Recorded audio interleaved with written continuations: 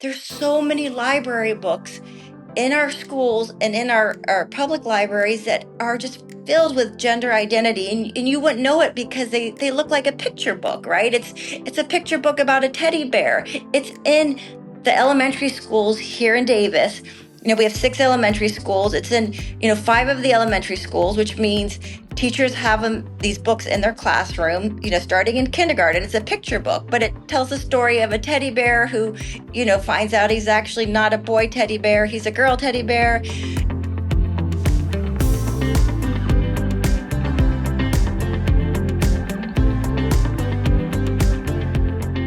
Hey, Joyful Warriors. This is Tiffany Justice of Moms for Liberty. Welcome to the Joyful Warrior podcast. Today, we are joined by a chapter chair, Beth Bourne of Yolo County, California. Beth is a champion for kids and has been fighting against radical gender ideology in the state of California for quite a few years now. And she's going to tell us a little bit about her story. So, Beth, welcome to the Joyful Warrior podcast. We're so happy to have you here today. Thank you. I'm so happy to be here. So tell us a little bit about your family and about how you became so passionate about this issue. Sure. Well, my story goes back about 5 years now. I have 2 children. My daughter is 18 and a half, and my son is 16. And it was 2018, so my daughter would have been 14 years old. She was one of the, I would say a group of junior high students who at around the same time all started identifying as transgender. And, at the time I didn't know very much about this. It shocked me. And, I think I did some things right along the way, some things I wish I could have done differently. But over the last 5 years, I feel like I've sort of become an expert on, what's happening in our California schools or, public schools across the nation, what's happening with the gender medical clinics and how pediatricians are interacting with our kids and just all these issues around gender ideology. And I've just been so happy to become a part of Moms for Liberty over the last year because it's really helped me be an advocate, not only for my daughter, but for, all these young people and kids that are being harmed by gender ideology. So can you tell us if you could share the story? I know there was a piece in the Sacramento Bee recently about your journey with your daughter. And could you tell us a little bit about that?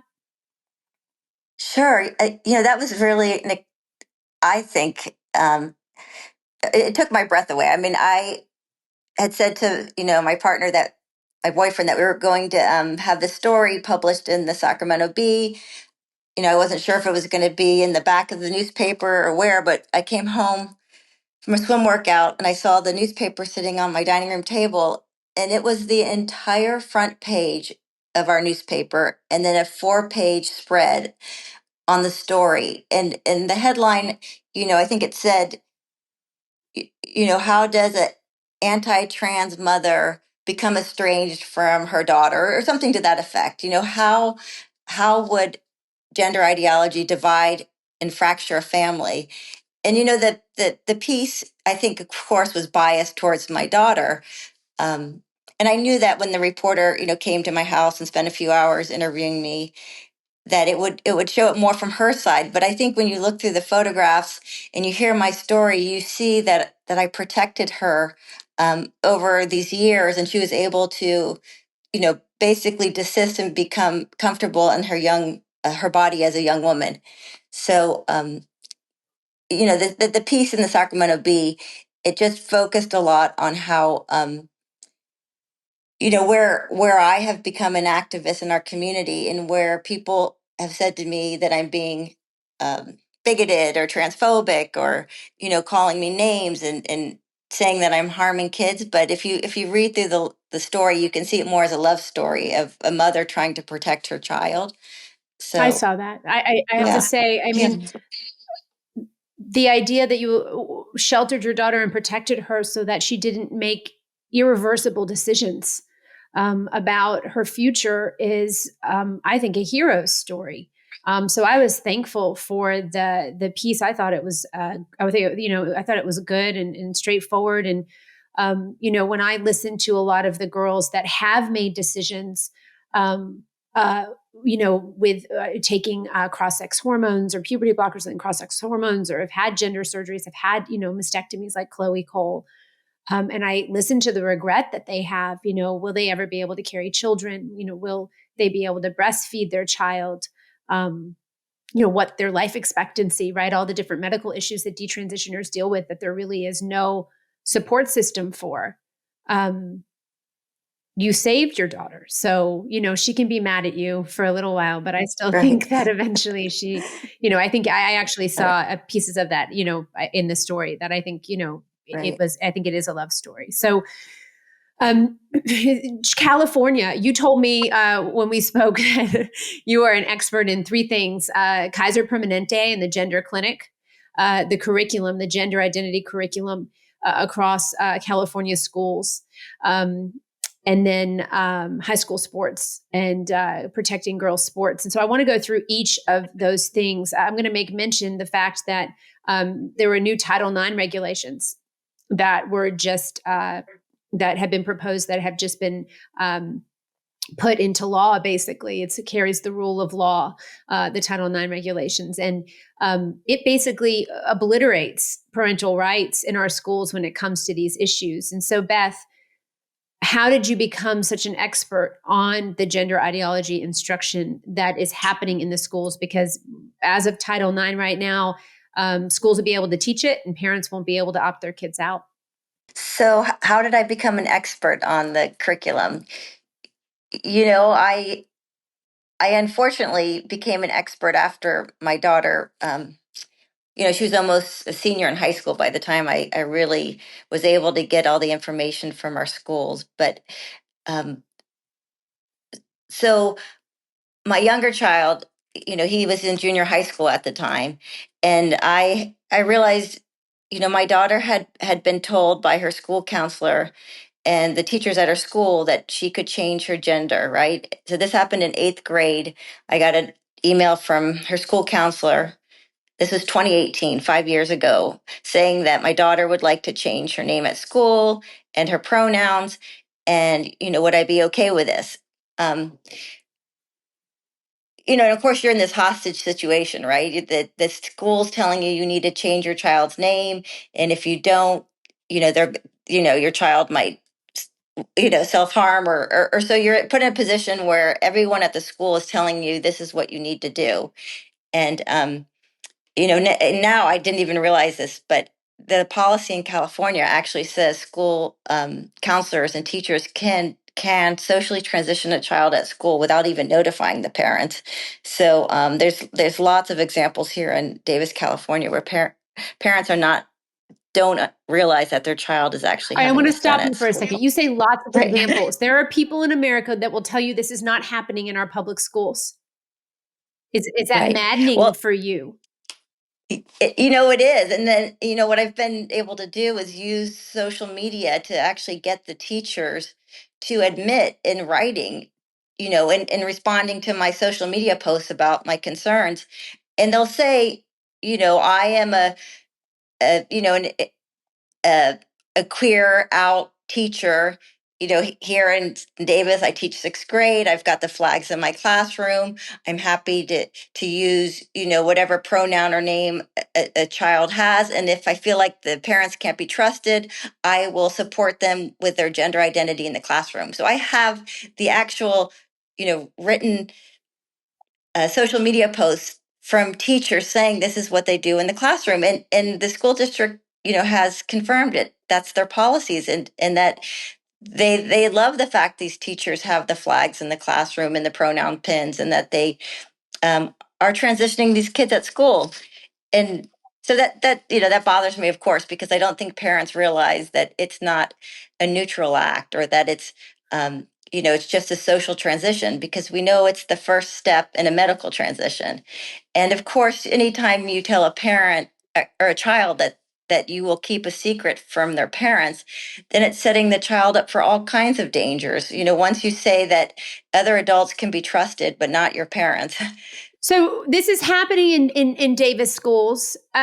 This is happening in Washington State. This has been happening in a lot of places. But it's not happening everywhere. So these new Title IX regulations, this new Title IX rule will now allow for this to happen everywhere, uncontested. Parents won't be able to opt their children out of gender identity instruction. So what does that look like for parents that, Right. so there's a couple things. The transitions are happening. What this Title IX rule says that is that the school can keep it a secret from the parents if they think that the parents won't affirm the child, if they think the Right. parents are a harm to the child. And being a harm to your children at this point, parents, you need to understand, means that you're not affirming them, that you're not going to go along with Right. their gender confusion. That makes you a Right. possible harm to your child. Also, if you're religious, apparently that's a possible Right. harm to your child. So, want to be very clear so parents understand. So, gender identity instruction in the classroom, starting at the age of kindergarten, and we know that's happening in Right. some places, looks like what? Right. Right. So let me just kind of go through the places where you can see gender ideology being Okay. taught in Davis schools, because it's the same that's happening in all public schools in California. And of course, it's going to be, if it's not already, the same model they're using in Oregon and Washington State and um, Massachusetts, probably, Pennsylvania, all the blue states. And it's going to be what you see in all the red states too. So what they've done now is it's coming really through the unions. So you have the American Library Association, you have the National Teachers Association. So these unions and the larger Democratic Party are bringing in this ideology. So in the Davis schools, and of course I didn't know this the first few years where my daughter was trans identified. It wasn't until I started doing public records requests. I actually sat in the classroom when my son was learning about gender ideology in his ninth grade health class. And I had friends who have younger kids get me the curriculum from the elementary schools. But what they've done is they've brought in this new gender ideology in the health classrooms, in the junior high school, in fifth grade puberty health. They've also brought it in the science books. So science in fifth grade and sixth grade in California, and the biology textbooks, the AP biology textbooks have all been rewritten to say that humans have, that doctors make mistakes when they assign the birth, and that there's actually, multiple genders, not just a male and female sex. So they're blurring all these lines between gender identity and human sex. So, um, and for like my child, who's very gifted intellectually, and at the time was more socially immature, intellectually mature, she would read things like this and think, oh, they're fact, right? They're in my science book, they're in my Why health wouldn't a classroom. kid believe that it's fact if it's in Right, a science book? exactly. I mean, we should be teaching fact I in know. school. Right, and my daughter was such a voracious reader. She was reading 3 or 4 levels ahead. So she would spend her lunchtime in the school library, and she would check out these books. And I didn't know until later that there's so many library books Mm. in our schools and in our public libraries that are just filled with gender identity, and you wouldn't know it because they look like a picture book, right? It's a picture book about a teddy bear. It's in the elementary schools here in Davis. We have 6 elementary schools. It's in 5 of the elementary schools, which means teachers have these books in their classroom, starting in kindergarten. It's a picture book, but it tells the story of a teddy bear who finds out he's actually not a boy teddy bear, he's a girl teddy bear. There's other books where they talk about, preschool kids wanting to use the opposite bathroom, and that, the other children have to accept that they want to use this new bathroom because they've changed from a boy to a girl. Anyways, it's in the library books. That's why social emotional learning, folks. That's why they have Yes, to yes, destabilize the child, because the children know that the boys go in the boys' room, the girls go in the girls' room, and use the right, bathroom separately. So in order to be able to accept the impossibility that a boy could possibly be a girl, and they could go into the bathroom with them, they have to be conditioned right. to accept that. That's what social emotional learning is. It's a conditioning mechanism, a programming mechanism. Sorry, Beth, I just have to No, side and note the on whole that. programming idea, so one of the things that really tipped me off to what was happening was when my son was given a survey in his eighth grade classroom where he needed it was called the Youth Truth Survey. And, when I asked the principal, because now I'm concerned. Can I see the survey? She said, well, you can go onto their website and you'll see something there. Well, it didn't have all the questions, right? It just said, these are the typical questions. And I said, can I come in and, actually, can you email me the survey? No, we won't email it to you. And I said, well, I am not going to let my son take a survey unless I can see it. And so I demanded after a few days to come in, and she made me sit down with a laptop. And she said, well, you can't take any photos of the survey. But I did anyways, right? I took Good for screenshots you. and I saw what they were asking my son is, describe, it was like a demographic question. Are you a boy, a girl, um, something else, or transgender? And then the next question said, if you're transgender, are you non-binary? Or do you think you might be transgender? So these are all leading questions, right? Sure. And, most parents have no idea their children are being asked this. So I did ask Colin Wright to help me. I did some public records requests, and Colin Wright is he's an evolutionary biologist, has his PhD in this field, and he's been really, gender critical scientist who basically kicked out of academia because he believes in science and biological truth. But he did some analysis of these surveys, and we have one of the highest percentage of trans identified kids in the state, and 400% higher than the average in the US, right? So there's obviously, if you're presenting this material, you have the flags in the classroom, you've got the library books, you've changed the science curriculum, you're going to see more and more children think that, oh, I'm uncomfortable with my body, I don't really fit in with the popular Well, thank girls, or you. I'm a feminine boy. It's really easy to see how you would get larger and larger numbers, and then you have the social contingent, and so you see the big clusters here in Davis in different groups, in the theater groups, in the choir, in robotics, anywhere you get very, I want to say, gifted young people, many on the autism spectrum. And then there's a social contingent, right? It becomes their special interest Why? within the group. But let's stop there for a Yeah. second. I want to talk about this as moms for a second.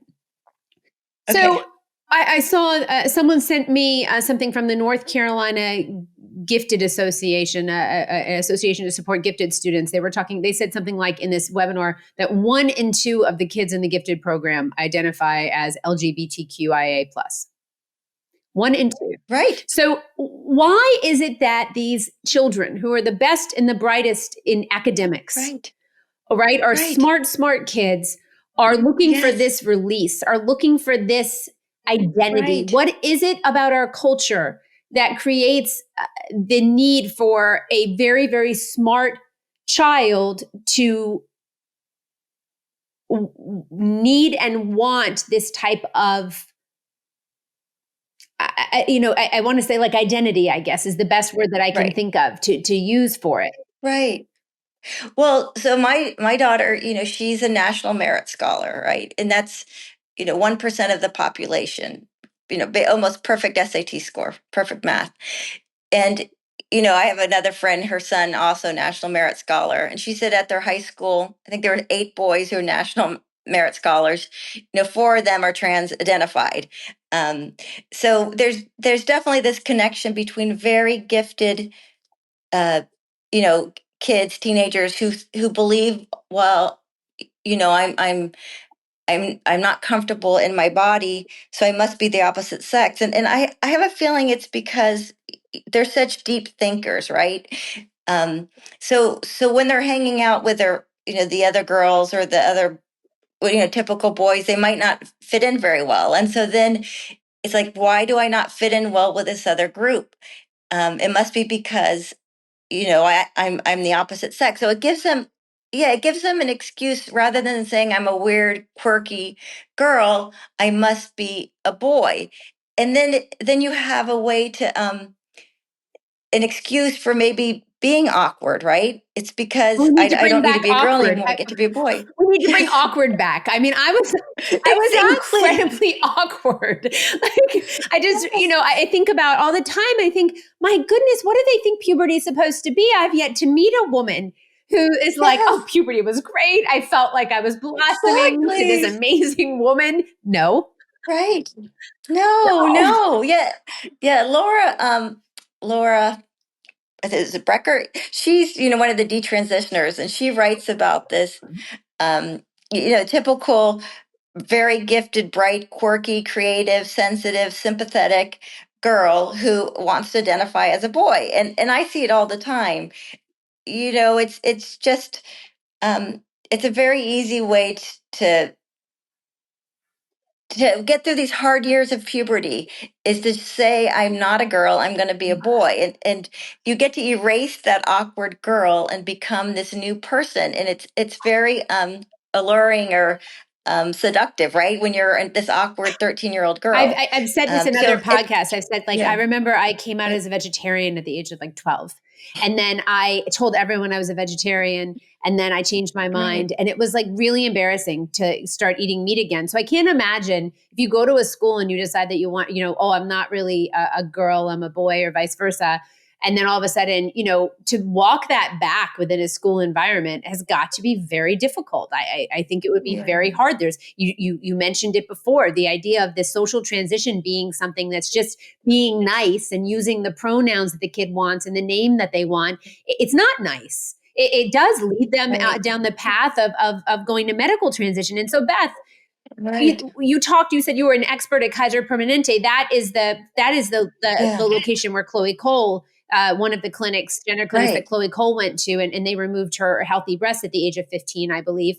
Americans, I know people keep saying this isn't happening. I see you on Twitter in my feed. Oh, this doesn't happen. Gender reassignment surgeries don't happen for minors, for kids. No, they do all the time. And so Right. Right. tell us about Kaiser Permanente. Right. Actually, you mentioned Chloe Cole's lawsuit. I got a notice from a friend today. I'm part of that lawsuit. Oh, So one of the declarations in the lawsuit is my story when I went undercover as a non-binary patient to get gender affirming care at Kaiser. And I'll talk about that in a second. But so the reason why I really wanted to push back on Kaiser is because when my daughter was 14 and she had come out at school as being, this trans identified boy, um, my ex-husband was affirming with the pronouns, and we were at a Kaiser visit for my daughter. She was having dizziness spells, so nothing to do with gender. We were there because she wasn't feeling well at school. And when the pediatrician overheard you know her father using the he him pronouns, she looked at my daughter and said, wow, I hear your father referring to you, um, as can I help you? Can we, change your name or your pronouns here? And right there in front of me, she changed my daughter's records at Kaiser to say she uses he, him pronouns and is, a trans boy. And then she had told my daughter that she should go to the Kaiser Gender Clinic in Oakland. It's called the Proud Clinic.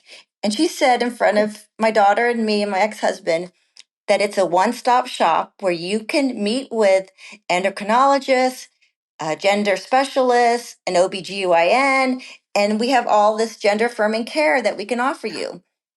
And this was my daughter, this has been just a few weeks. She was 14. I was still trying to take this in. And I was livid. I called the pediatrician a couple days later and I said, how could you do this, to our family? Um, we hadn't talked yet with what we're going to do with any kind of, medical transition. And now you've just put this idea in my daughter's head that there's all these services out there and that they could be safe. So I did fortunately get a little bit of research through Will Malone. He's an endocrinologist. And then there was also, this was 2018. So there's very few online, like, places where mothers or parents could get information. But there was enough out there that I said to my daughter that, I will let you, because her psychiatrist recommended this, use the pronouns, but we will not do anything medically until you're 18. And I think that's a really good lesson to tell parents is that your child actually will appreciate the fact that you give them this line, that nothing will happen till you're 18, because then they can tell their friends, hey, I tried, my parents, whatever, they let me wear my hair short, but they said nothing till I'm 18. And so they don't look like that, that they're not courageous or not true trans. It's the parents that look like, the bad guy. So I was lucky. My daughter agreed to that. And then, over this 5 years, which is, it's a really long arc, she outgrew this identity. And I'm just so thankful that I didn't do anything. I didn't put her on period blockers. I didn't put her on testosterone. I trusted my gut feeling as a mother and said, you will become a guinea pig for this medical experiment that's going on, and I won't allow this. So you're talking Um, about parenting this issue like any other issue you would parent that your right, kid deals with. January Littlejohn, right, another mom whose daughter was socially transitioned at school, um, has talked about that extensively, right? Trust right, your instincts, parent this issue if just like you would your right, child dealing with any other type of mental distress. And it's important. And there are right. resources now, Beth. Before we end this podcast, I'm going to ask you to share Yeah. some of the best resources. If there is a mom or Okay. dad who's struggling with this issue with their child, Right. you started talking about, we want to talk about gender affirming care. And I use quotation marks around that because it's nothing affirming about gender affirming care. As we talked about puberty blockers, Right. cross sex hormones, uh, sex reassignment, gender reassignment. I mean, the Mengele style horrible experimentation, Mhm. just the experimentation happening on kids is absolutely awful. And if you don't believe us, please go online right now and look up vaginoplasty or phalloplasty. Look at some Mhm. of the surgeries Right. that are being done on some of these children, making fake penises or fake vaginas. And it is Right. just horrifying what is happening in the medical issues that the detransitioners deal with, trying to get their lives back after puberty blockers and cross-sex hormones, even if they didn't do the reassignment surgeries, is a long and hard road, and you should read their stories too. Yeah. Recently, there was a review done about gender affirming care, and Beth, I want you to tell us a little bit about the CAS review, and what that is Sure. what parents should be taking from some of the new information and the studies that are being done regarding whether or not gender affirming care is really good for kids. Well, maybe before I get into the cast review, I just want to mention what I did Sure. for my own sanity, and so I could become, what I believe is an expert on this, is I did some undercover work. I actually told Kaiser, my primary care physician, that I was non-binary and that I wanted to have these treatments done. And even though I'm a 54-year-old woman with two kids, I was able to prove, to myself, and we've had some really good, uh, the story was written and Colin Wright was able to share it, and I think it had 3 million views. So the story's been out there, right? That I was able to, within just a matter of a few months, have my doctor, within an hour, she changed my pronouns. She marked on my medical record I was non-binary. In 15 minutes I was able to get a prescription for testosterone pump, a $5 copay.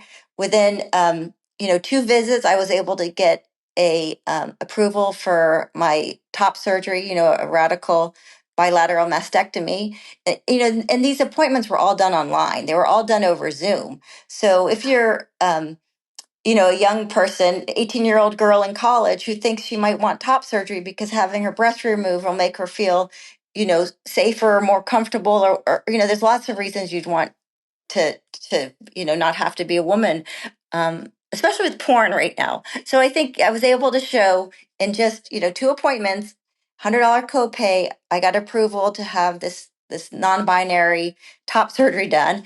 And then I was able to have the Kaiser doctors make an exception for me, and they gave me approval for a phalloplasty, which is, they take either the tissue of my forearm or my thigh to create this fake penis, a phallus.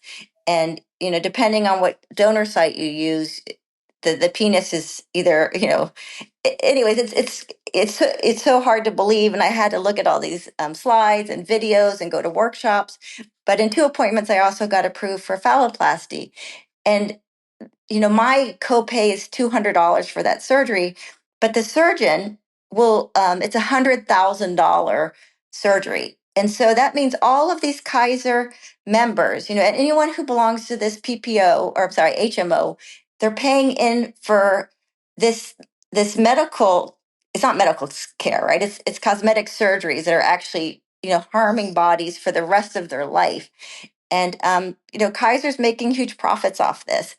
And it's, I think it's medical fraud, medical scandal, what's happening, medical malpractice. And I have the receipts or the records, right? I've proven it myself. I gave them all these red flags, of why they should have been giving me mental health to figure out why I was uncomfortable with my body. But instead, they're happy to prescribe these cross-sex hormones and surgeries. So, anyways, I have that undercover piece, and now that brings us Where to can this, people, if people want to read that piece, where can they go?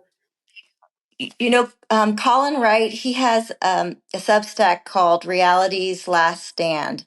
And I've also put it on my own Substack. I have a Twitter account too where people can go to it.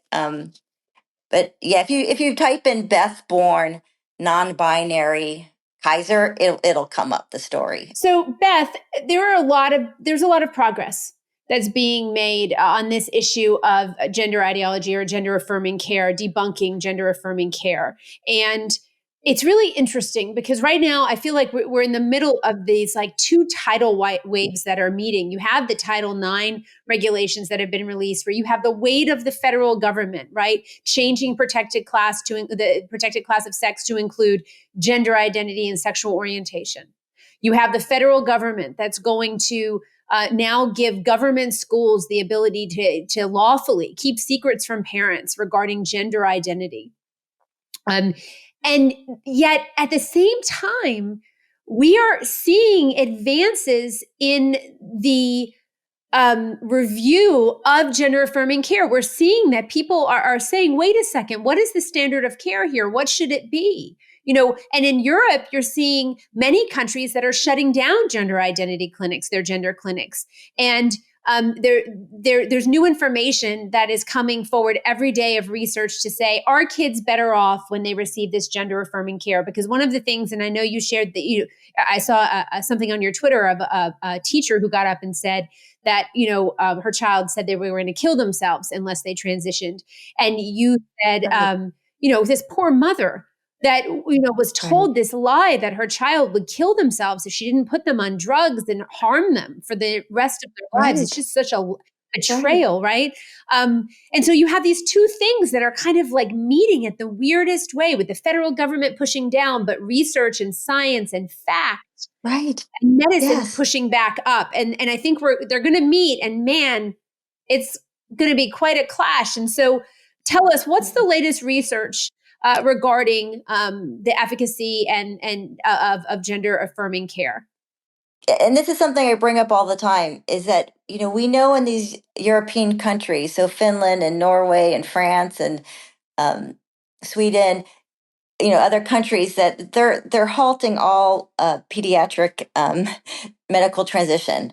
And then, the big news was this CAS review. So Dr. Hilary Cass is a pediatrician in the UK, and she's able to show through all this evidence that there is no benefits from transitioning kids, and so they're no longer prescribing puberty blockers in the UK right now. So that's huge, right? We've got this example here in Europe of this, long term studies, and this proof that there is no benefits shown from affirming kids with these cross sex hormones. And so we're asking now here in the United States, there's several organizations, um, for us here in America to look at what's been done, and that we should be um, asking for the same thing, right? This should not be a political issue.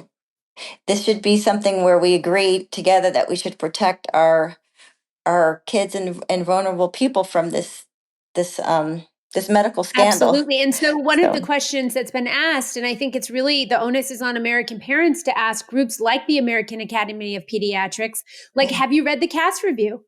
Here's a 4-year right, study that's showing that gender affirming care, the standard of care that you're recommending, is not what is best for kids. What are you going to do about that, AAP? Parents, you need to write a right. letter right now. Go to the AAP's Yes. website, American Academy of Pediatrics, and look up the board of directors and look for the executive director and send them an email and ask them, have you reviewed the CAS review?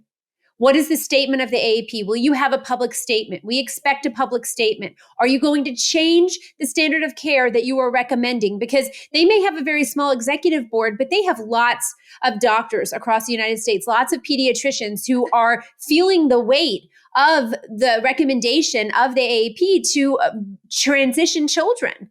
And Right. so we need to, I think, Beth, let's talk about this for a second. Are we pushing hard enough in America on these medical associations, on these institutions to have to answer to this new data that we're seeing?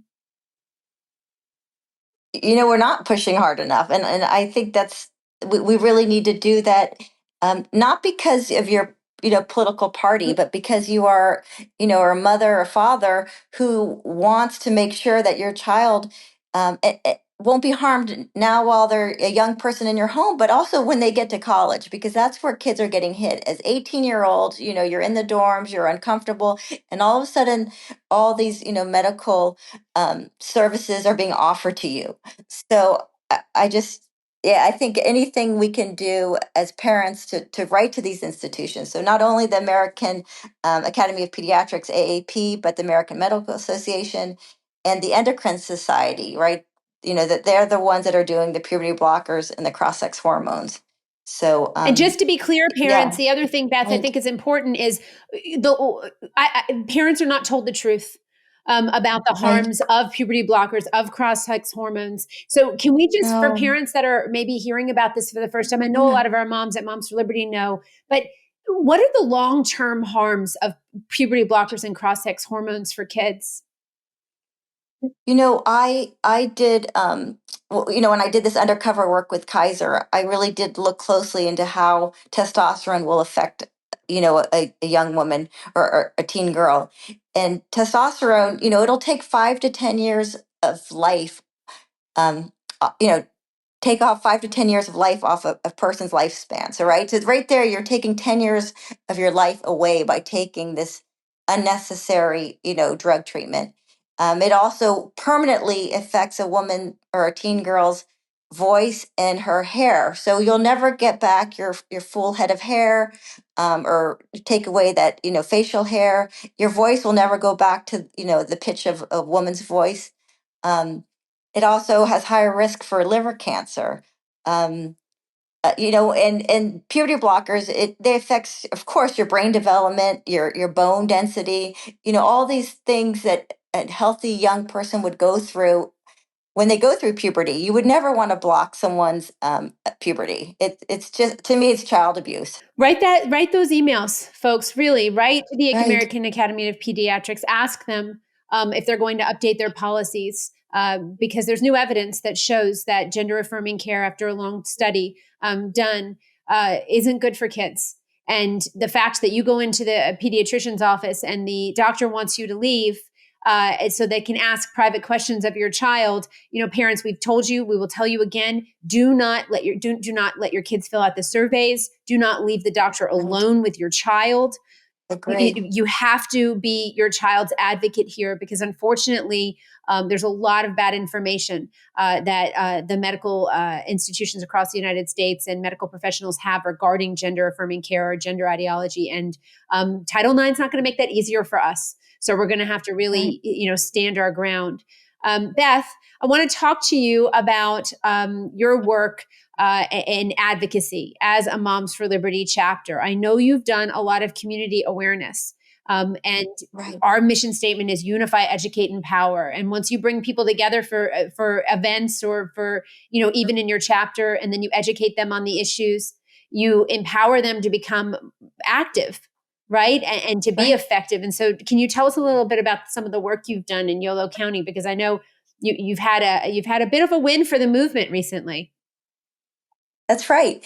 It started small. So when I first joined Moms for Liberty, I met a few women here in Davis and our surrounding communities that I would never have met without joining Moms for Liberty. And one of the women came up with the idea to do a Brave Book story hour, and I had not heard of.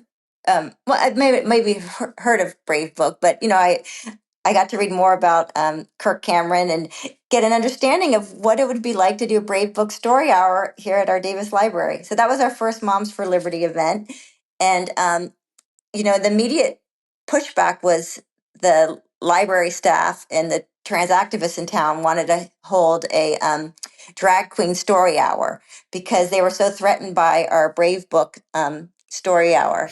So that was the first event. Our second event was we had a film screening of a detransitioner film. And again, the trans activists showed up.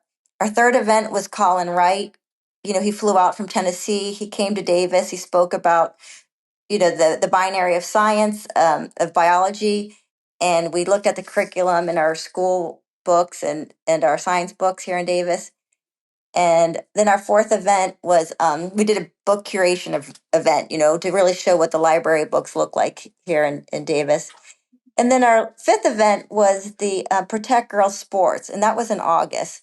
And at that event, I think the trans activists felt like they needed to stop what was happening, where we were having these events every month. And so they had the library staff um, actually shut down our event because they said we were misgendering when we were referring to men in women's sports by calling them biological males or males. They wanted us to refer to them as women because the librarian said trans women are women. And, I think we had Kim Jones from Icons at the meeting, Aaron Friday from Our Duty. She's an attorney. There was a couple attorneys in the room. And we had our event shut down, but we were fortunate. Alliance Defending Freedom contacted us, and they took on a lawsuit. And it's just been wonderful to have the support of the attorneys with Alliance Defending Freedom helping us with that.